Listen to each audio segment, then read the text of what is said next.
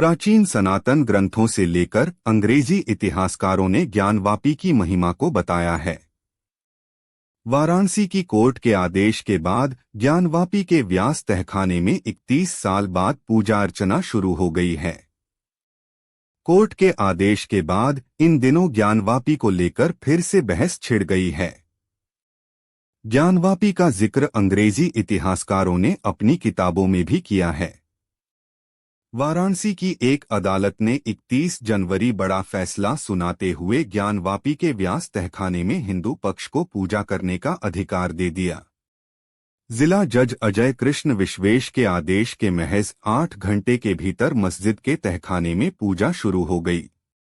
अदालती आदेश के बाद एक बार फिर ज्ञानवापी को लेकर देश भर में बहस शुरू हो गई है।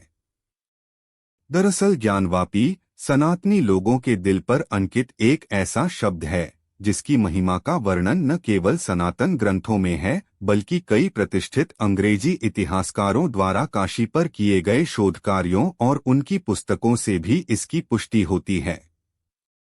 दैवीय ग्रंथों और आध्यात्मिक खोज की कहानियों से भरे सनातन ग्रंथों में अक्सर ज्ञानवापी को एक महत्वपूर्ण तीर्थ स्थल के रूप में उद्धृत किया गया है। इसी तरह वाराणसी का अध्ययन करने वाले अंग्रेजी इतिहासकार भी इन ग्रंथों से सहमति जताते हैं। ई.बी. हैवेल और एडविन ग्रीव्स जैसे लेखकों ने ब्राह्मण के कुएं के किनारे बैठकर तीर्थयात्रियों को पानी पिलाने का आकर्षक विवरण प्रस्तुत किया है। ज्ञानवापी का उल्लेख सनातन ग्रंथों में भी मिलता है। स्कंद पुराण के काशी खंड में कहा गया है कि ज्ञानवापी का निर्माण स्वयं भगवान शिव ने किया था। लिंग पुराण में 6 प्रमुख वापियों यानी कुओं का जिक्र है। पहली वापी ज्येष्ठा वापी है। दूसरी वापी है ज्ञानवापी। इसे ज्ञानवापी नाम इसलिए दिया गया क्योंकि यह भगवान शिव के आशीर्वाद से बनाई गई थी और इसका पानी पीने से भक्त प्रबुद्ध हो जाते हैं और सभी प्रकार का ज्ञान प्राप्त करते हैं। तीसरी वापी का नाम करकोटक वापी है जो नागकुआं के नाम से प्रसिद्ध है। चौथी वापी का नाम भद्रवापी है। पांचवी वापी शंखचूड़ वापी है और छठी वापी को सिद्ध वापी के नाम से जाना जाता। अंग्रेजी लेखक ई.बी. हैवेल ने अपनी पुस्तक बनारसद सेक्रेड सिटी में ज्ञानवापी की उत्पत्ति के संबंध में 2 सिद्धांतों का जिक्र किया है। उनके अनुसार इस कुएं से जुड़ी किंवदंती यह है कि एक समय की बात है जब बनारस सूखे से पीड़ित था। 12 वर्षों तक बारिश नहीं हुई थी जिसकी वजह से नगर की भयंकर दुर्दशा हो गई।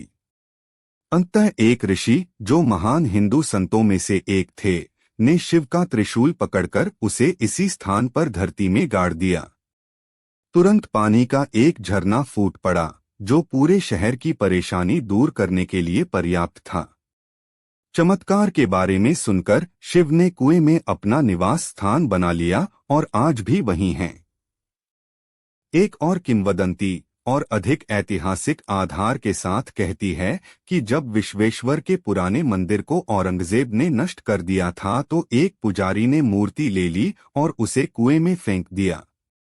दोनों अंग्रेजी लेखकों ने उस ब्राह्मण का अच्छे से विवरण दिया है जो कुएं के पास बैठकर तीर्थयात्रियों को पानी देता था। दोनों लेखकों ने अन्य छोटे मंदिरों और गणेश की बड़ी आकृतियों के बारे में भी लिखा है।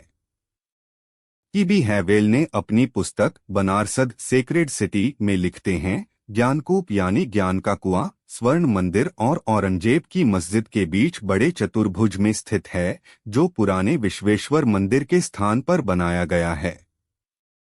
यह एक सुंदर सारासेनिक पिलर से ढका हुआ है जिसे 1828 में ग्वालियर के दौलत राव सिंधिया की विधवा ने बनवाया था। पास में विशाल पत्थर से बना हुआ बैल नंदी है। तीर्थयात्रियों की भीड़ को हमेशा देखने और अध्ययन करने के लिए बहुत कुछ मिलता है।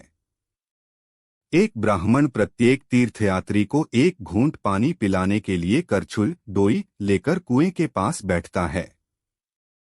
कोलोनेड एक पसंदीदा विश्राम स्थल है और वहां आप अक्सर उन तीर्थयात्रियों को देख सकते हैं जो अपने संरक्षक देवता की तस्वीर और प्रतीकों को अपने साथ ले जाते हैं। फर्श पर एक छोटे से मंदिर की व्यवस्था करते हैं और विधि विधान से पूजा करते हैं। एडविन ग्रेव्स अपनी पुस्तक काशी द सिटी इलस्ट्रेस में लिखते हैं, ज्ञानवापी एक ढलानदार पगडंडी वाली गली से उतरते हुए पहली इमारत जो नजर में आती है वह औरंगजेब की मस्जिद है, जो मुस्लिमों द्वारा ध्वस्त किए गए विश्वनाथ के पुराने मंदिर की जगह बनाई गई है। यह एक अच्छी इमारत है, हालांकि इसका बहुत अधिक उपयोग नहीं किया गया है और यह हमेशा से ही हिंदुओं की आंखों की किरकिरी रही है, क्योंकि यह उस स्थान के बिल्कुल केंद्र में है जिसे वे विशेष रूप से पवित्र भूमि मानते हैं। इसी जगह पर साल 1809 में झगड़ा हुआ था जो विनाशकारी साबित हुआ। मस्जिद के पीछे और इसके आगे के भाग में संभवतः पुराने विश्वनाथ मंदिर के कुछ टूटे हुए अवशेष हैं। इस पुस्तक में वह आगे लिखते हैं, मस्जिद के पूर्व में एक सादा लेकिन अच्छी तरह से निर्मित स्तंभ स्थित है जो ज्ञानवापी ज्ञान के कुएं को कवर करता है।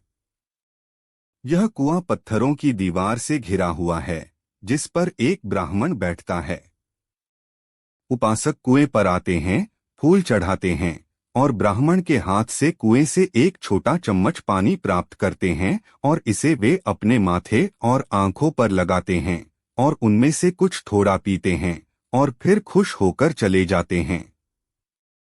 स्तंभ के उत्तर में एक बैल की एक विशाल आकृति है जो महादेव की नंदी है। इस बैल को बहुत सम्मान के साथ माना जाता है। इस बैल के नजदीक गौरी शंकर यानी पार्वती और महादेव की आकृतियों वाला एक मंदिर है। इसी खुली जगह में एक या दो अन्य छोटे मंदिर और गणेश की एक बड़ी आकृति है जिसे ज्ञान के कुएं के पास उपयुक्त रूप से रखा गया है क्योंकि गणेश बुद्धि के देवता हैं। जानकारी अच्छी लगी हो तो हमारे चैनल को सब्सक्राइब करें।